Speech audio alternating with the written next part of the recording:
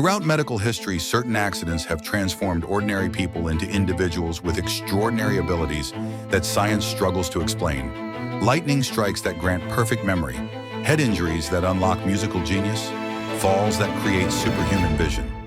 These aren't comic book stories, but documented medical cases where trauma unlocked capabilities that seem impossible. The human brain contains mysteries we're only beginning to understand, and sometimes damage reveals hidden potential. These are 10 real people who develop superpowers after accidents. Case number 1, Derek Amato, musical genius from diving accident. In October 2006, Derek Amato dove into a shallow swimming pool during a party in Sioux Falls, South Dakota. He misjudged the depth and struck his head on the pool bottom, suffering a severe concussion. The impact knocked him unconscious. When he regained consciousness in the hospital, Derek was experiencing headaches, memory loss, and hearing problems. But within days, he noticed something extraordinary. He could see black and white blocks flowing in his vision like a musical score, and felt an overwhelming compulsion to play piano despite having no musical training. Derek had never been a musician. He'd taken a few guitar lessons as a child, but couldn't read music and had no interest in piano. After the accident, he went to a friend's keyboard and began playing complex compositions effortlessly. The music flowed through him as if he'd trained for decades. He could play for hours without stopping, creating intricate melodies and harmonies he'd never heard before.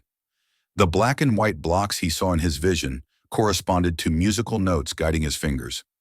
Medical experts diagnosed Derek with acquired Savant syndrome, a rare condition where brain injury unlocks extraordinary abilities. Fewer than 100 cases have been documented worldwide. The injury to Derek's brain appears to have damaged inhibitory systems that normally suppress certain neural pathways. This disinhibition allowed dormant musical abilities to emerge. Brain scans showed unusual activity in regions associated with creativity and pattern recognition. Derek became a professional musician after the accident, releasing albums and performing concerts. He plays piano, guitar, and bass, creating original compositions entirely through intuition without formal training. The music appears in his vision as geometric patterns he translates into sound. However, the ability came with costs. Derek suffers from chronic headaches, hearing loss in one ear, and memory problems. He struggles to remember conversations or daily activities, but can recall every note of complex compositions. Scientists studying Derek believe the accident rewired his brain, creating new connections between visual and auditory processing centers. The injury essentially created a form of synesthesia, where he sees music as flowing geometric patterns. His case demonstrates that the human brain contains latent abilities that can be unlocked through trauma. Whether Derek always had musical potential waiting to emerge, or whether the injury created entirely new capabilities, remains unknown. His transformation from construction worker to musical savant overnight remains one of the most documented cases of acquired genius. Case number 2, Jason Padgett, mathematical vision after mugging in September 2002. Jason Padgett was attacked outside a karaoke bar in Tacoma, Washington. 2 men mugged him, striking him repeatedly in the back of the head. Jason suffered a severe concussion and developed post-traumatic stress disorder. He became agoraphobic, rarely leaving his house. But when he did venture outside, he noticed something impossible. He could see geometry everywhere. Every curve and line resolved into intricate mathematical patterns. Water flowing from a faucet appeared as discrete geometric shapes. He saw the world as a complex mathematical equation. Before the attack, Jason was a college dropout working at his father's furniture store. He had no interest in mathematics and couldn't draw. After the assault, he became obsessed with hand-drawing complex geometric fractals. He spent hours creating intricate mathematical diagrams with perfect precision. He could visualize pi as a geometric shape and saw every circle as a polygon with infinite sides. His drawings depicted mathematical concepts he'd never studied, including fractal geometry and number theory. Neurologists examining Jason discovered he had developed acquired Savant syndrome, specifically in mathematics. Brain scans showed damage to the left hemisphere and increased activity in areas associated with mathematical processing. The injury appears to have created a form of synesthesia, where mathematical concepts manifest as visual patterns. Jason literally sees mathematics overlaying physical reality. He perceives the discrete nature of reality, seeing the world as pixelated geometric structures rather than smooth, continuous surfaces. Jason's ability allowed him to create sophisticated mathematical art without formal training.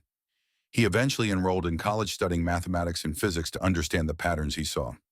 His hand-drawn fractals perfectly represent complex mathematical equations, despite having no knowledge of the underlying formulas when he began.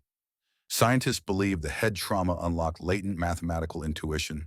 The brain damage reduced noise from other cognitive processes, allowing mathematical pattern recognition to dominate his perception. The transformation came with severe costs. Jason developed obsessive-compulsive disorder and crippling social anxiety.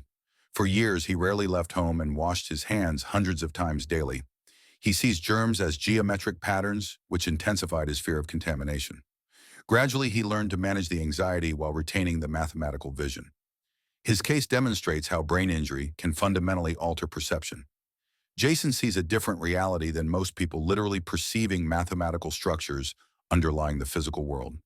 His unique vision provides insights into how the brain processes mathematical information and whether mathematical intuition might be latent in everyone waiting to be unlocked. Case number 3, Orlando Serrell, calendar calculator from baseball. In January 1979, 10-year-old Orlando Serrell was playing baseball in Virginia when a ball struck him on the left side of his head. The impact was severe, but Orlando didn't tell his parents or see a doctor. He continued playing despite headaches that lasted for months. Gradually, the headaches faded, but Orlando noticed something extraordinary. He could remember every day of his life since the accident in perfect detail. He knew what he'd done, what the weather was like, and what day of the week it was for any date after January 1979. Orlando's ability went beyond autobiographical memory. He could instantly calculate calendar dates telling you what day of the week any date fell on, whether in the past or future. Ask him about March 15, 2012, and he'd immediately respond it was a Thursday. His calendar calculation was instantaneous and accurate without conscious effort. He simply knew the answers, the way most people know their own names. Medical researchers studying Orlando found his abilities consistent with acquired Savant syndrome. Brain imaging suggested the baseball impact had affected his left temporal lobe, creating unusual neural pathways. The injury appears to have enhanced his ability to encode and retrieve temporal information.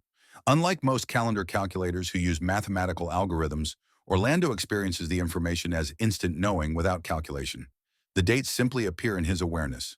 Orlando's perfect memory extends only forward from the accident. He has normal memory for events before being hit by the baseball. This suggests the injury created new neural structures rather than enhancing existing ones. He can recall what he ate for breakfast on any specific date, what he wore, who he spoke with, and endless details most people forget immediately. This continuous autobiographical memory is called hyperthymesia, and only a few dozen people worldwide have been documented with the ability. The ability hasn't made Orlando famous or wealthy. He lives a normal life, working regular jobs.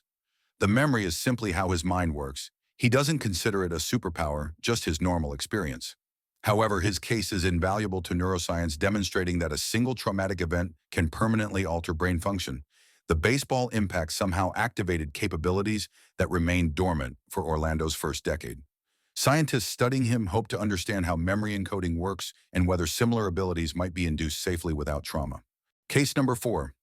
Leigh Erceg, synesthesia from skiing fall. In September 2011, Leigh Erceg suffered a catastrophic accident while coaching a youth skiing program in Park City, Utah. She fell and struck her head on an exposed root, sustaining a traumatic brain injury. The impact left her unconscious and she was airlifted to a hospital. Doctors diagnosed severe concussion and brain trauma.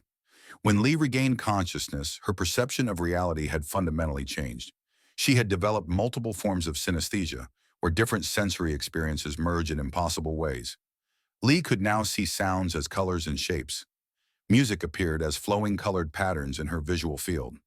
Conversations produced colored auras around speakers. Different voices generated different colors. She could taste words, experiencing flavors when people spoke certain sounds.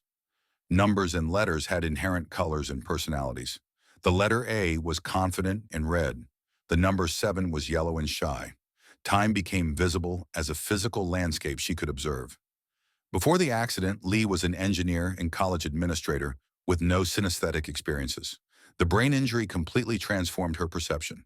Neurologists confirmed she had developed acquired synesthesia, an extremely rare condition where brain trauma creates crossed sensory wiring. Brain scans showed unusual connectivity between sensory processing regions. The injury had broken down normal barriers between different sensory systems, allowing them to communicate in ways they shouldn't. Leigh's synesthesia was so severe it became disabling. The sensory overload was overwhelming, making normal activities nearly impossible. She couldn't work or function in society. Every sound produced visual hallucinations. Conversations created taste sensations. The constant sensory bombardment was exhausting. She also developed severe light and sound sensitivity. Bright lights caused pain, and ordinary noises felt like attacks on her nervous system. Over years, Leigh learned to manage the condition through therapy and adaptive strategies. She trained herself to filter the overwhelming sensory input, focusing on what mattered. The synesthesia remains, but she's gained control. She's used the unique perception to become an artist, creating paintings that represent how she experiences sound and color. Her art provides neurotypical people a glimpse into synesthetic perception. Leigh's case demonstrates how fragile normal perception is. A single traumatic event completely rewired how her brain processes reality. She literally experiences a different world than she did before the accident. While the injury was devastating, it also revealed hidden dimensions of sensory experience. Her transformation shows that the brain's default organization is just one possibility, and that trauma can unlock entirely new ways of perceiving reality. Case number 5. Ben Underwood, echolocation after losing sight. Ben Underwood lost both eyes to retinal cancer at age 3. Doctors removed his eyes completely to save his life, leaving him with no light perception whatsoever. Most blind children adapt using touch and sound to navigate, but Ben developed an extraordinary ability that few humans possess. He taught himself echolocation using tongue clicks to navigate the world with precision that seemed impossible for someone with no vision. Ben would make clicking sounds with his tongue and listen to how the echoes bounced back from objects. This allowed him to detect walls, doorways, people, and obstacles with remarkable accuracy. He could ride a bicycle down streets, play basketball, and navigate complex environments entirely through echolocation. He perceived the world through sound the way bats and dolphins do, using reflected sound waves to create mental maps of his surroundings. Scientists studying Ben found his brain had reorganized to process echolocation information through the visual cortex. Brain scans showed the regions normally used for vision were active when he used echolocation. His brain had repurposed visual processing areas for acoustic navigation. This neuroplasticity demonstrated the brain's remarkable ability to adapt when one sensory system fails. The visual cortex wasn't being wasted, but was processing spatial information from sound instead of light. Ben's echolocation was so precise, he could distinguish between different materials by how they reflected sound. He could tell whether an object was metal, wood, or fabric based on echo characteristics. He could detect objects as small as coins and navigate crowded spaces, avoiding obstacles. His clicking provided three-dimensional spatial awareness comparable to sighted navigation. He demonstrated that humans have latent echolocation abilities that can be developed when necessary. Ben became famous advocating for blind children, teaching them that losing vision doesn't mean losing independence. He showed that the human brain is incredibly adaptable and that abilities we think require specific senses can sometimes be achieved through others. Tragically, Ben died from cancer in 2009 at age 16. But his legacy continues inspiring blind individuals to develop echolocation. Research on Ben's brain revealed that sensory cortices are more flexible than previously believed. The visual cortex doesn't require visual input, but can process spatial information from any source. Ben's transformation from blind child to echolocation expert happened because his brain adapted to the loss of vision. While losing his eyes was traumatic, the adaptation that followed gave him abilities most sighted people don't have. His case shows that disability can sometimes unlock superhuman alternatives when the brain reorganizes to compensate for lost functions. Case number 6. Daniel Tammet, synesthesia and memory from epilepsy. Daniel Tammet experienced severe epileptic seizures as a young child beginning around age 4. The seizures were frequent and intense, involving convulsions and loss of consciousness. While epilepsy medication controlled the seizures, the neurological impact of years of seizure activity appears to have fundamentally altered Daniel's brain organization. He developed extraordinary mathematical abilities, synesthesia, and memory capacities that neuroscientists find remarkable. Daniel experiences numbers as shapes, colors, and textures. Each number up to 10,000 has a unique visual appearance and personality. The number 89 appears as falling snow. 357 is dark and unfriendly. This numerical synesthesia allows Daniel to perform complex calculations instantly by visualizing how the colored shapes interact. He can multiply large numbers in seconds by observing how their visual representations combine. His mathematical ability emerges from this synesthetic perception rather than traditional calculation. Daniel holds the European record for reciting pi from memory. He recited 22,514 digits of pi, taking over 5 hours without error. He memorized this by visualizing the numbers as a landscape of colors and shapes that he could walk through mentally. Each digit sequence created patterns he could remember visually. This demonstrates how synesthesia can enhance memory by providing multiple encoding pathways. Daniel remembers numbers visually, emotionally, and spatially simultaneously. Researchers studying Daniel discovered his abilities likely resulted from childhood seizures reorganizing his brain. Temporal lobe epilepsy can create unusual neural connections between different brain regions. In Daniel's case, it appears seizure activity connected numerical processing with sensory perception, creating synesthesia. Brain scans show activity patterns consistent with this cross-wiring when Daniel works with numbers. Daniel learned 10 languages, including Icelandic, which he mastered in 1 week for a documentary. His language learning exploits the same synesthetic abilities he uses for mathematics.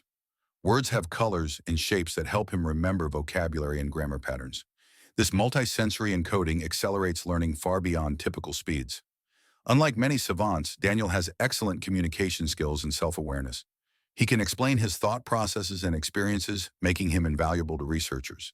He's written books describing how synesthesia affects his perception, providing insights into conditions that most people with these abilities can't articulate. Daniel's case demonstrates that epileptic seizures can sometimes rewire the brain in ways that enhance certain abilities. While epilepsy is devastating, the neural reorganization it causes can occasionally create extraordinary capabilities. His synesthetic perception reveals that consciousness and thought are far more multisensory than most people realize.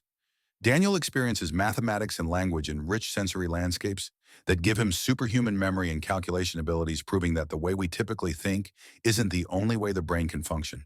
Case number 7, Stephen Wiltshire, photographic memory from autism. Stephen Wiltshire was diagnosed with autism at age 3 and was mute until age 5.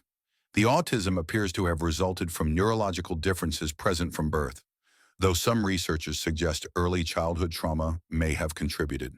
Regardless of cause, Stephen developed an extraordinary ability that neuroscientists classify as eidetic or photographic memory, specifically for architectural and spatial details. He can observe a cityscape for minutes, then draw it from memory with photographic accuracy, including thousands of buildings, windows, and architectural details. Stephen's most famous demonstration occurred when he was flown over Rome in a helicopter for 45 minutes.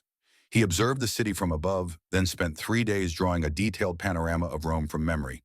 His drawing was checked against aerial photographs and found to be remarkably accurate. He correctly depicted the number of columns in the Pantheon, the exact architecture of hundreds of buildings, and the spatial relationships between landmarks across the entire city. He drew this from memory after a single helicopter flight. Stephen has repeated this feat in numerous cities, including New York, London, Tokyo, and Dubai. After brief observation periods, he produces sprawling, detailed drawings, capturing architectural complexity that seems impossible to remember. His memory isn't photographic in the traditional sense. He doesn't visualize a static image, but rather absorbs spatial relationships and architectural patterns that he can reconstruct in drawings. Brain imaging shows unusual activity in visual processing in spatial memory regions when Stephen draws from memory.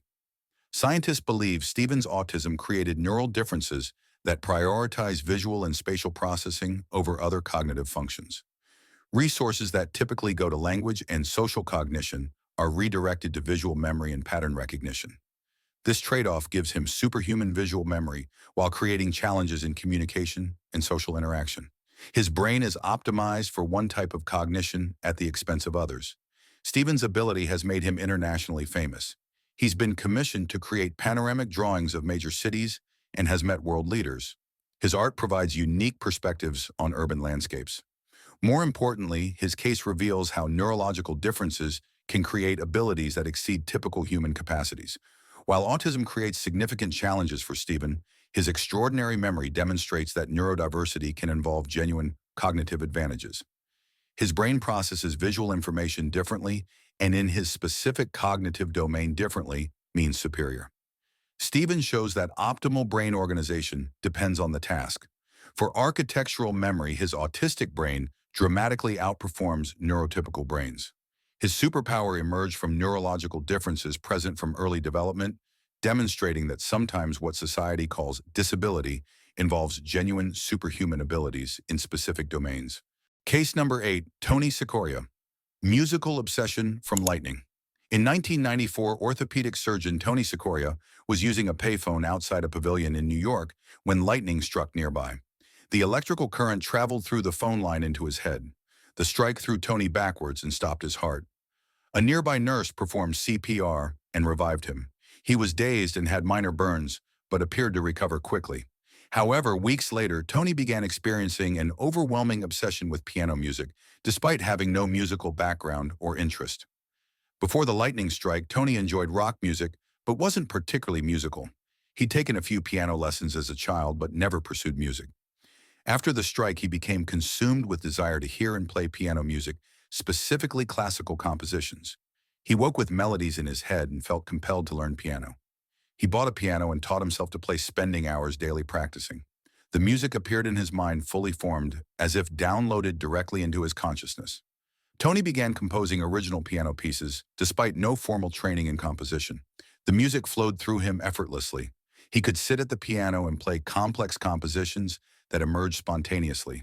He described the experience as the music coming from outside himself, channeling through him rather than being created by conscious effort. This sudden musical genius appeared weeks after the lightning strike, suggesting delayed neurological changes. Neurologists studying Tony believe the lightning altered his brain, creating or enhancing connections between auditory processing and motor control regions.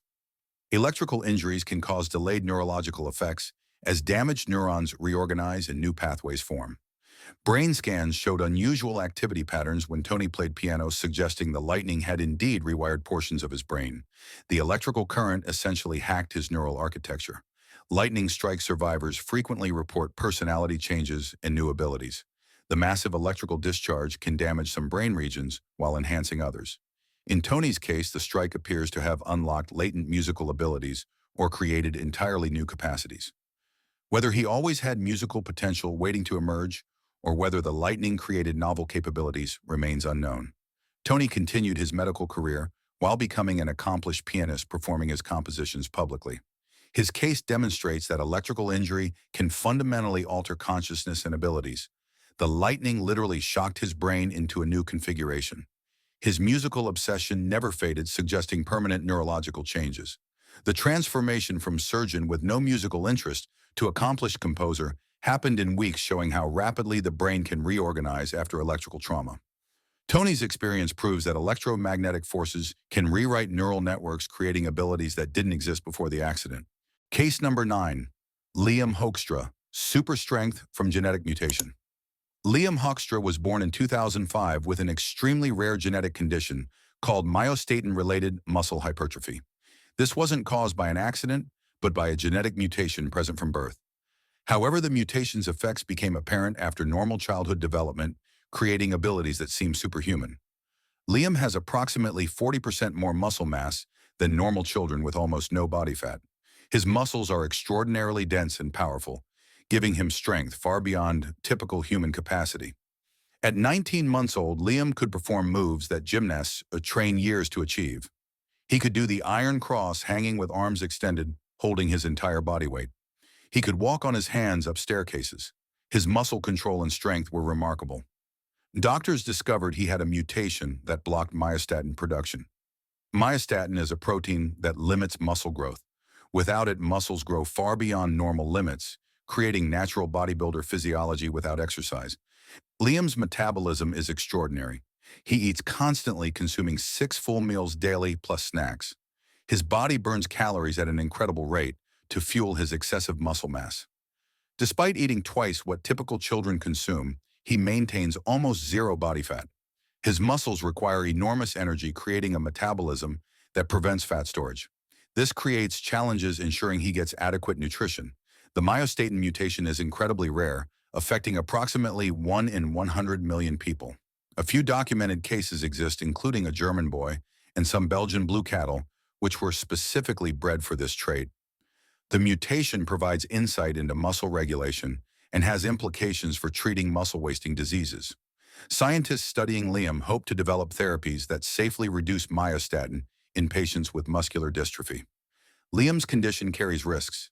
Excessive muscle mass can strain the heart and skeletal system. As he grows, doctors monitor whether his skeleton can support the muscle load and whether his cardiovascular system can supply the tissue. The long-term health implications of myostatin deficiency in humans aren't fully understood. Liam's genetic mutation gives him physical capabilities beyond normal human limits. His strength and muscle density represent what humans might achieve if biological limiters were removed. While not caused by an accident, his condition reveals that human strength is artificially constrained by genetic regulators. Without myostatin, humans can develop dramatically enhanced musculature, demonstrating that our baseline physical abilities are deliberately limited by biology. Liam's superpower comes from removing a biological brake that normally prevents excessive muscle growth. Case number 10. Weston Dressler, pain immunity from nerve damage. Weston Dressler was born with a rare genetic condition called congenital insensitivity to pain. Like Liam, this wasn't caused by an accident, but by genetic mutation. However, some individuals develop pain insensitivity after severe nerve damage from accidents. The condition involves malfunction of pain-sensing neurons called nociceptors. Weston cannot feel pain anywhere in his body. He experiences touch, pressure, and temperature, but lacks the ability to feel pain signals warning of tissue damage. Pain insensitivity seems like a superpower. Weston can endure injuries that would incapacitate others. He's broken bones without realizing it, walking on fractured legs because they didn't hurt. He's burned himself and sustained cuts without immediate awareness. This immunity to pain allows him to function through injuries that would stop anyone else. However, this ability is profoundly dangerous because pain serves a critical protective function. Weston must constantly monitor himself visually for injuries since his body doesn't alert him to damage. He's learned to be extremely careful because he can't rely on pain to warn him about harm. He checks his body regularly for cuts, burns, or other injuries. He must be conscious of potentially dangerous situations since his nervous system won't provide warning signals. Simple activities like eating hot food or playing sports carry risks because he can't feel when he's being injured. The condition has caused numerous medical problems. Weston has damaged joints from repeatedly stressing injured areas without realizing it. He's developed infections from unnoticed wounds. He's bitten through his tongue and lips without awareness. The lack of pain feedback has resulted in accumulated damage that wouldn't occur if his nervous system functioned normally. Scientists studying congenital insensitivity to pain have identified several genetic mutations that can cause the condition. These mutations affect proteins involved in pain signal transmission. Understanding these genetic pathways has implications for developing pain medications that could selectively block pain without affecting other sensations. Research on individuals like Weston could lead to better treatments for chronic pain conditions. Weston's pain immunity demonstrates that what seems like a superpower often involves serious trade-offs. Pain exists for important reasons. While freedom from pain seems desirable, the protective function it serves is essential for survival. Weston must consciously monitor risks that pain would automatically manage for most people. His condition reveals that some biological systems we might want to eliminate actually protect us from ourselves. His inability to feel pain is both superpower and disability, showing that superhuman abilities aren't always advantages.